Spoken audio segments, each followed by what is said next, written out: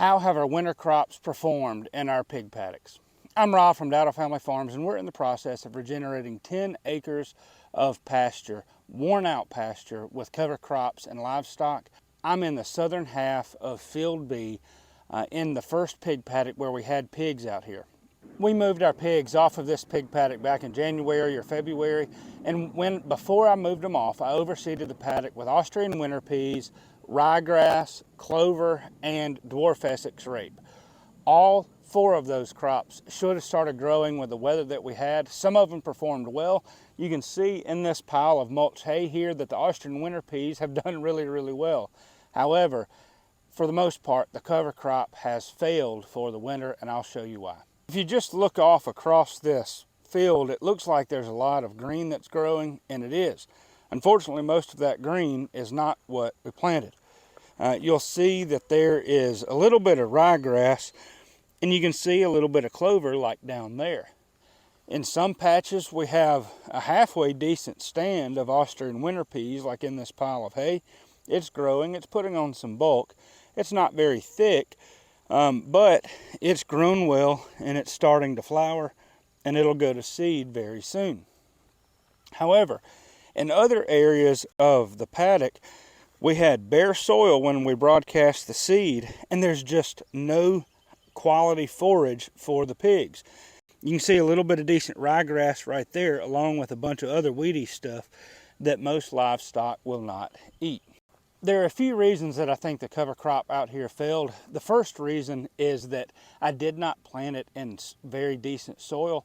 And what I mean by decent soil, I don't mean soil that is real fertile. Rather, what I mean is it was placed on hard ground. Yes, I had pigs rooting it up and everything else, but the soil itself did not have a very good soil structure. When I have used pigs successfully to plant cover crops, it's been in areas of the farm where we've been growing cover crops for 1 or 2 years, especially sorghum sudan grass, and so there was a good bit of decent soil, and so when the pigs just walked across the seed or when they slightly covered it up, there was a good place for the seed to germinate and to grow, and I don't think it happened very well on this soil.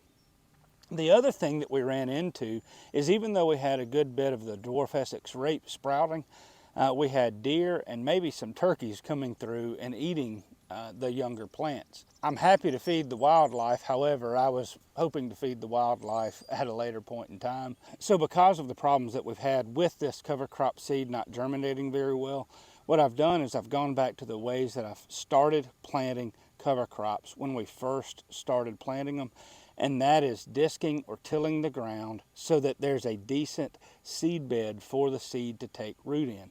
I don't have to do that where I've planted sorghum sudan grass before. However, if this is just open pasture, I've found that it's a lot better for the seed to have a better place to take root, to germinate, and to be covered up. And so to do that, I need to disc the soil in the top 1 or 2 inches of soil.